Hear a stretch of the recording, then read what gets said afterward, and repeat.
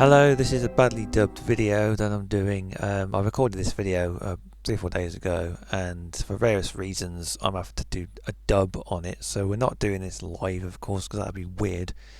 So I'm going to point at things, so it's going to be obvious that this wasn't done at the same time. So yeah, there's this computer I've got, and it's one of my interesting Dell. It's the Dell Dimension, and it's got Pentium D in it, and basically two caps are dying on it. So I thought, oh, what I'll do is I'll get an old motherboard which I've not used in years, that's not Optiplex, and you see me pointing the thing there, and it's a GX20. That's what I think it is. I haven't powered it up because I'd have to put it into a case to do that. So I'm just guessing if it's a GX20 or it's a 745. I'm not sure which one it is. And the idea I had was to basically put this motherboard into the actual case there. It's BTX, not ATX, BTX, where the motherboard is the wrong way round. And there's those caps around the processor. On this board, they're solid or polymer or something. Heatsink and fan array that's inside this box here. So my idea is to put that in there. Swap the CPU, memory and hard drive, graphics card and sound card, and put that in. This is very slightly smaller than that board in the main machine. Slightly shorter. This is it micro BTX or something like that, and it's slightly shorter by about an inch. But otherwise, the width is the same, but the height is slightly less. So it's got good caps on it. Pentium D compatibility. One problem is the IDE is one of those things, and it's like these for these type of I've got loads of these laptop drives, and I got a ribbon cable and I tested it, like how long it would be, and I got one of these cables. Luckily it was a no deal, otherwise there's only IDEs that, the rest there's only one SATA, but I'm going to use one hard drive on it. So it could go into here, and I've already done a thing with the drive. I've got a drive, took the guts out of it because it didn't work, put a laptop one in it, and it opens and closes. I have to put a needle in because it's not got any power at the minute. When it's powered up, should pop in and out manually, so I could do that. So I've already done the drive. All I've got to do is take the guts out and swap the motherboard over. So that's the plan. So here we cut to, basically I'm going to take the machine to pieces here. So the idea is I've got to take all this out to put the other motherboard in. And here's the capacitors themselves, which kind of just about bursting open. I don't know if this would cause damage to the graphics card. I'm not someone who's an expert on capacitors and things like that, but there's a lot there. They're okay for now, but I don't know how long they're going to last. These are all cheap and no name caps on here. So this is where the problem's going to be, getting all this out. Not a huge job, but not too difficult to unscrew all of this. And the motherboard is otherwise functional, but I don't trust this thing because I don't want to damage the card. If these caps that are failing here are anything to do with the graphics, they're going to kill it. So I don't want it to short out. That one's already going there. It ain't good. It ain't good. None of the ones underneath the CPU are they're all those wet types. So yeah, fun. Sorry about the angle, I can't get this thing right, so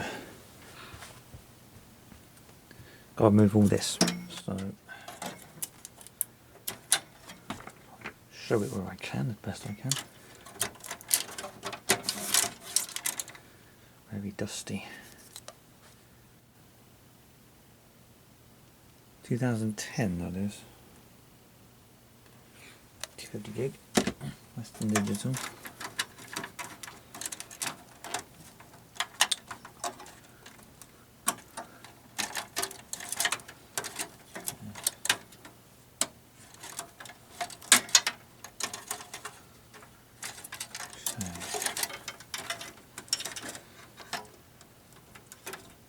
unplug the power for the motherboard. There we are.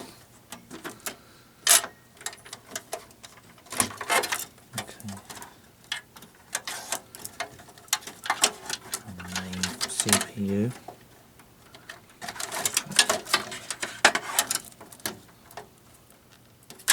Well, that's the front panel there, because this is all proprietary to Dell. A lot of this doesn't. You can't put a modern or a machine from a different make into this or a standard motherboard. It just won't fit and it won't work. So almost very Amiga like. This is Dell doing their Commodore impression. Cards have to come out. Can't really show this, can I? Incidentally, Dell wanted to buy the Commodore, or the Amiga anyway, back in the mid-90s, but they were beaten to it by ESCOM. But that's a whole other story, that. But here I'm taking the graphics card out. This is the PCI Express 1 era ATI X600 Hyper memory, this one. It's kind of stock. There's one lower than this, an X300. But this is kind of budget, really. 256 megabytes. And for the machine that I was using on here, it was perfectly good for that. I wouldn't bother using any of these machines without a graphics card. They are too slow. There it is. X600 ATI PCI Express.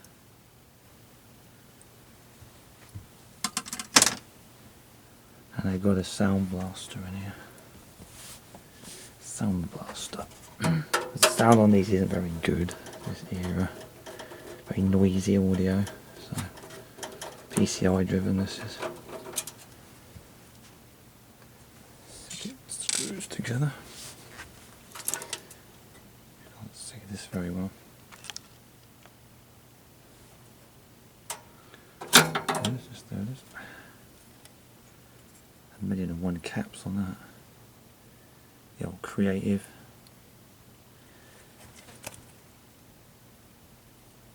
2002, I think that is. Those boards are out. Now,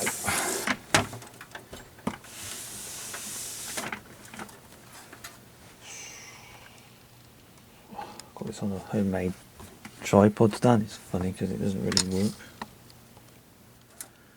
I have to take out the. So I'm looking to remove this central thing, which is the huge heatsink, and it's got a copper bottom. I think these are Pentium 4 NetBurst era, and they are very hot. They run about 95 to 100 TDP. That's good. Okay.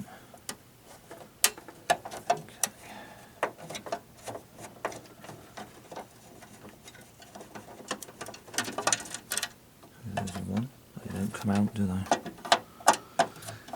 There's two halves. There's one where it lifts up and it takes the. Did it take the thing off the top of the CPU? I'm not sure. It's all connected. I ain't done it in about at least 5 years, 6 years, 7 years. Okay.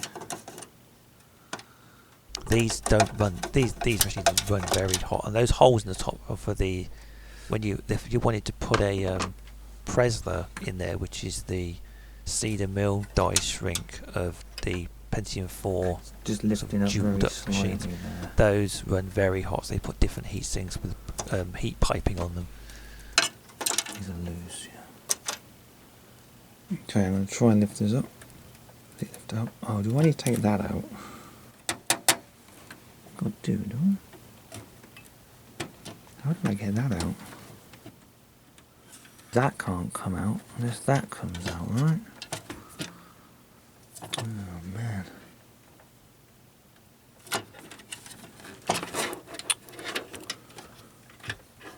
Just check they're actually completely loose. Yeah, that's loose. That's loose. I have no idea you get that out.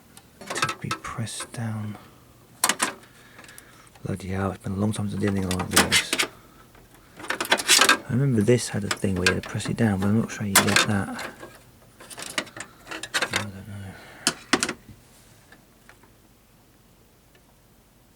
know. Oh, there it is. Oh, okay. that was, I put that on there way back in 2017, but I thought, well, if they're going to go in together, then it'll just key back in because it's still liquid. I did check it and it actually isn't solid. That's lasted very well. So I was going to reuse that because it was going to go straight back in on top of the same processor. Right. On the later machine, those are solid, so I don't know why they didn't put them on here. I've no idea. Some heat sink that is. Bloody hell. So the idea is to take that out, place the motherboard, and put the other motherboard in.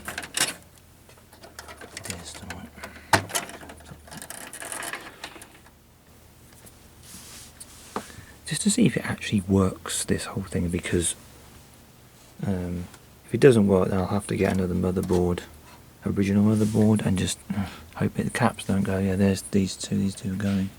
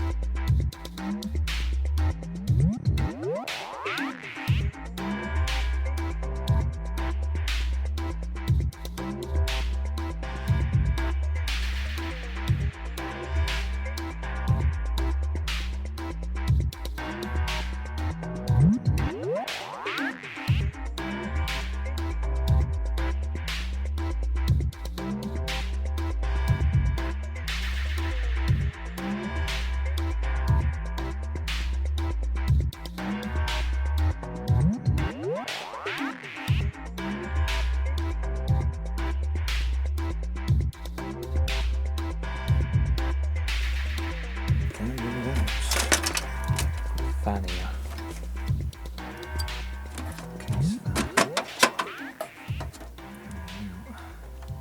Yes.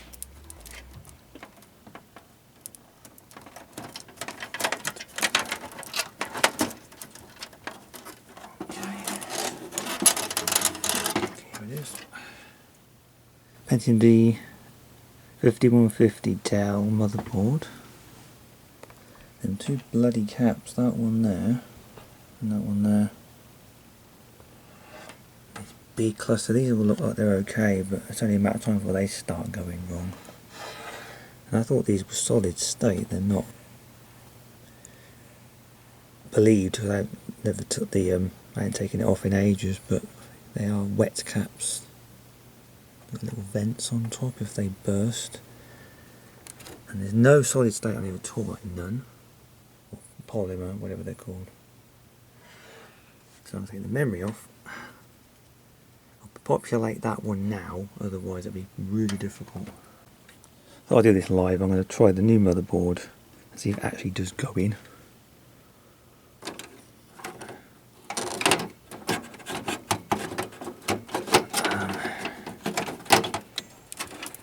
What's going on there?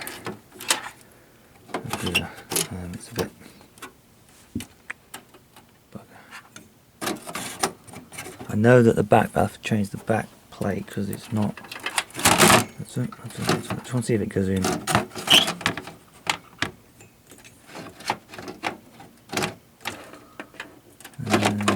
This back plate here is the wrong one. I don't know if I can change that out. I'm not sure if I can change that out. I don't think I can. Yeah, problem.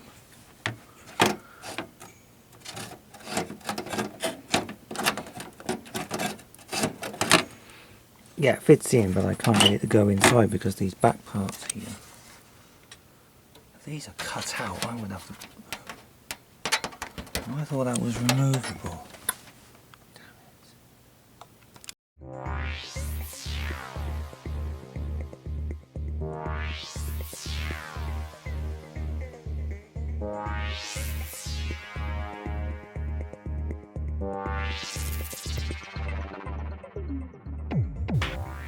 This is the machine I've got to put it into. This is the 755.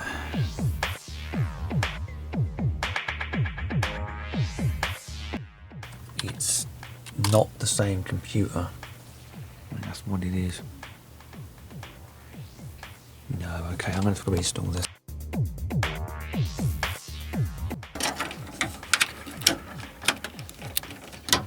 I'll get that in. Now that is what I call serious copying. That's SATA 3, I think these iSeries has. That would take forever to copy 10 gig over USB 2, but through the machine, one hard drive to another, 7 minutes, that's not so bad.